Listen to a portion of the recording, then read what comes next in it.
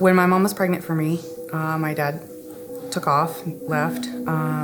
We never met or spoke. I would say things like, if he knew me, he would love me, And I meant it as a kid, you just think, well, he doesn't know me, so so that's why he's not around, I think in my teens and my 20s, I thought about it a lot, things like graduation and, these ideal times in your lives where both parents are there. And I just kind of pushed it off to the side. And I had a great mom. She was the mom and the dad. She was the disciplinary and she was nurturing. I felt blessed too. So I was like, how can I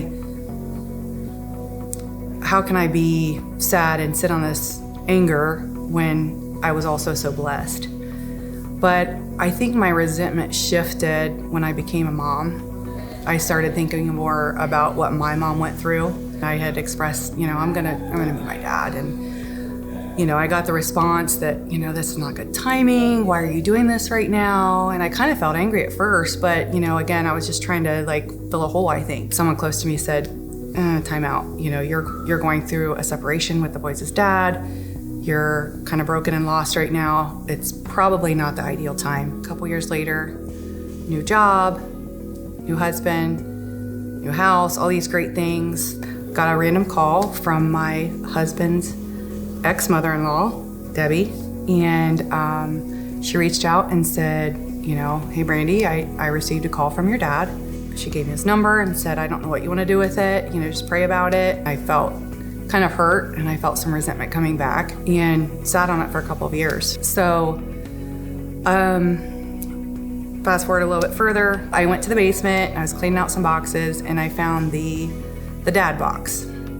It was the box my mom had kept pictures and any memorabilia and some of his things, rings and all kinds of different things. And I opened up an album and I just kind of randomly opened it to a page in the album, and it was him, and it was this really big smile, and he was really happy, and I saw myself in that photo. I saw, at one point he was a happy guy, and I you know what, I'm gonna text him right now. I made the decision that I can't let the enemy do this to me again, because it's a rabbit hole every time you hold on to that resentment and not do anything with it. I'm gonna text and just see what happens. And so I picked up my phone right then and I texted him and I said, "Hey Steve, this is Brandi.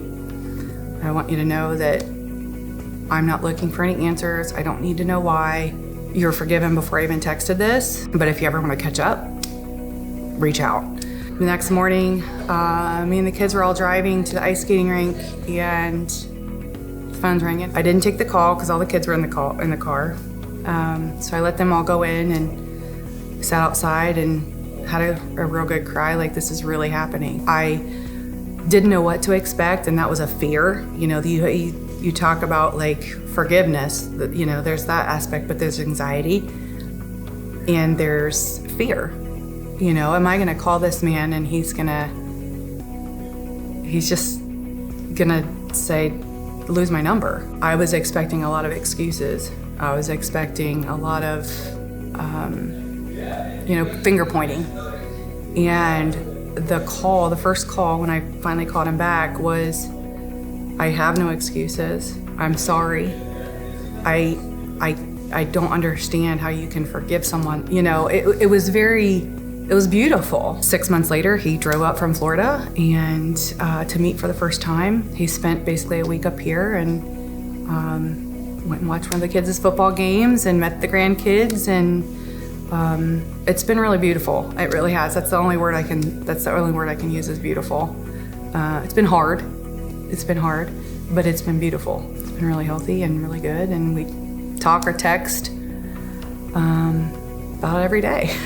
When you think about the way God placed everything at the time, God didn't create this mess, but He's gonna make something beautiful out of it. Forgiveness is a tricky thing because the times that I was lost and broken, I would go in and out of church. I always had either a foot in or, sometimes a pinky toe. When I felt the fullness of God's forgiveness, and I learned to forgive myself for the things that I had done, I was able to reach out to people that I had hurt, which was humbling. But I don't think I had the capacity to forgive him yet, until I really understood what that was like. to be forgiven. The power in forgiving him before I made the phone call and making that decision that whether this goes good or whether this goes bad, I'm not going to let that portion hold me down anymore, because it is getting in the way of my spiritual journey. You talk about constantly, you feel like there's a weight, right? And even if you ignore it, it's always still there, right? It's powerful in that I feel like I'm even closer in my relationship with God. I'm thankful. I'm blessed. I just feel free. It just feels like taking a breath of fresh air.